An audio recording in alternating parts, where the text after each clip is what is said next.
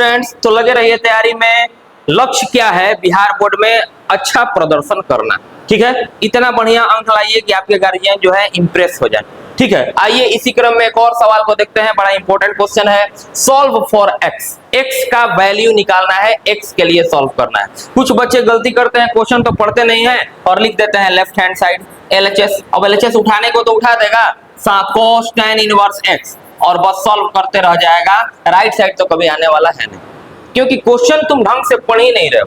Question कह रहा है सॉल्व फॉर एक्स, मतलब एक्स के लिए सॉल्व करें। मतलब यहाँ पर आपको एलएचएस आरएचएस पे बात नहीं करना है, यहाँ पर एक्स का वैल्यू निकालना है। फाइनल टारगेट क्या है क्वेश्चन का? We have to find the value of x. तो आइए शुरू करते हैं। देखिए cos tan इनवर्स एक्स, देखो यहाँ पर साइन है और इधर cos है। अगर हम कोशिश करके इधर भी साइन ला देते हैं तो फिर साइन साइन मैच होने लगेगा।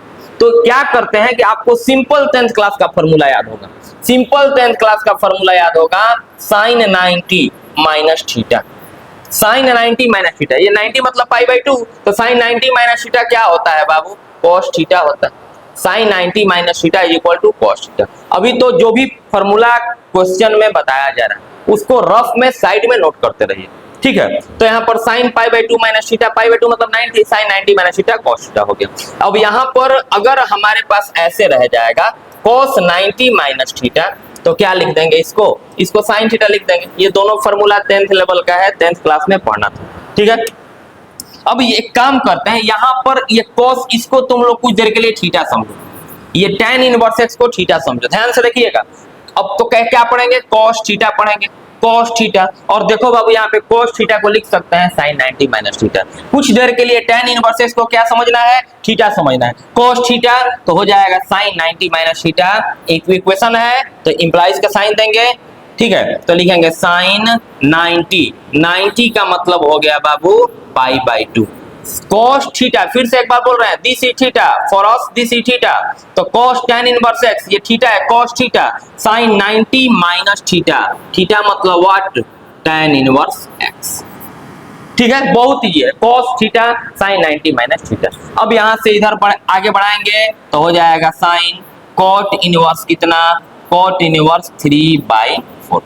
ठीक है, अब देखिए इधर भी साइन है, इधर भी साइन है। अब यहां से अगर हम लिखेंगे पाई by 2 minus tan inverse x, pi by 2 minus tan inverse x, तो ये साइन है, इधर लाएंगे तो इनवर्स में चेंज हो जाएगा, तो साइन इनवर्स हो जाएगा। साइन है, इधर लाएंगे इनवर्स में चेंज हो जाएगा, तो साइन इनवर्स, यहाँ पे क्या बचेगा? Sign cot inverse 3/4। 3/4 ये वाला साइन कन्वर्ट हुआ इनवर्स में और इसको एज इट इज रखें। ठीक है, अब यहां से ध्यान होगा आप लोगों को कि देखिए tan inverse x, tan inverse x plus cot inverse x is equals to pi by 2 होता है। ये property of inverse trigonometric function. tan inverse x plus cot inverse x equal to क्या होता है बाबू? पाई बाई 2 होता है। तो अगर हम यहाँ पर cot इनवर्स एक्स का वैल्यू निकालें तो हो जाएगा पाई बाई 2। tan इनवर्स एक्स को राइट रिप्लेस करोगे तो tan इनवर्स एक्स। अब ये भी एक फॉर्मूला हुआ कि 1 पाई by 2 minus tan inverse x, यहाँ पे हम cot इनवर्स एक्स लिख सकते हैं। तो पाई by 2 minus tan inverse x, यहाँ पर लिख देंगे क्या? cot inverse x.